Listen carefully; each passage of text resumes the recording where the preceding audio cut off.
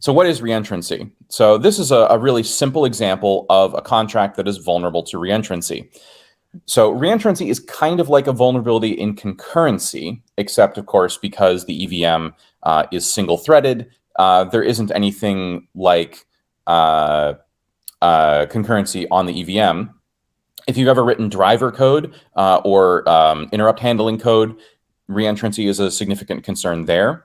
So basically the idea is when you are writing code that transfers control to some other contract that may be controlled by the attacker, you have to make sure that all of your state is fully synchronized when you transfer that control. For those of you who have a formal programming language background, you might recognize this as the tail call pattern. So the vulnerability in this code here, and by the way, please, if anybody has questions, please drop that question in the Q&A and I will be happy to answer it for you. If you've not seen the structure of a contract before, we're defining a mapping right here.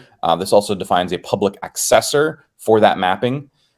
In this case, we're just keeping track of every address's balance. You can deposit, and so this function has the payable modifier here, which means that you can send ether to this function. And when you send ether to this function, it just increases your balance by the amount of ether that you sent. And then you can later withdraw that. First we check to make sure that you have at least that much money. Then we send that money back to you. And then we decrease your balance by the amount of money that you withdrew.